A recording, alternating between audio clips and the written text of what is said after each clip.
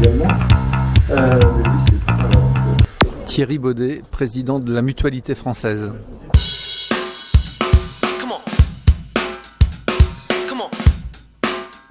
L'optique, dentaire, audioprothèse sont trois sujets importants parce que ce sont des vrais sujets de santé publique. Un enfant mal dépisté visuellement risque de louper sa scolarité et peut-être derrière une partie de sa vie professionnelle au moins tout entière. Un senior malentendant risque l'isolement et des déficits cognitifs accélérés.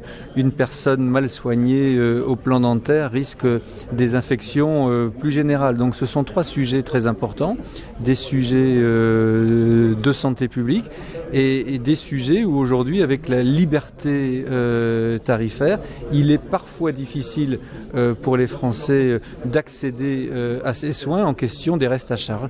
Donc l'idée de travailler sur des paniers de soins nécessaires et de qualité dans chacun de ces trois domaines pour assurer l'accès à la santé pour tous nous paraît nécessaire. Alors ce n'est pas nécessairement aisé parce que tous les acteurs n'ont pas nécessairement l'habitude de travailler ensemble. Je pense aux professionnels de santé et aux complémentaires, mais nous avons finalement des intérêts convergents les uns et les autres. Nos adhérents sont leurs patients sont nos adhérents, et eux et nous voulons améliorer les qualités de prise en charge. Donc ce projet Reste à charge zéro nous fournit, me semble-t-il, une occasion privilégiée pour essayer d'améliorer le dialogue entre nous autour de deux idées.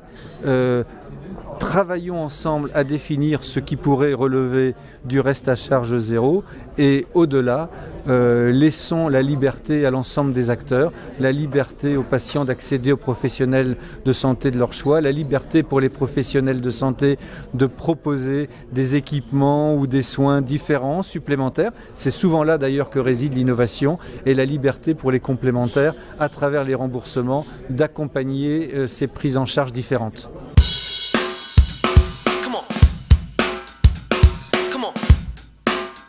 C'est tout l'enjeu. Il ne s'agit pas de travailler à travers le projet Reste à charge zéro au panier de soins du pauvre. Moi, je reprends à mon compte les termes de la ministre, Madame Buzyn.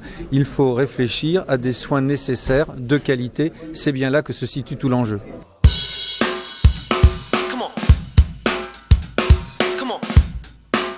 Alors, la seule chose que je puisse dire, c'est comment la Mutualité française procède.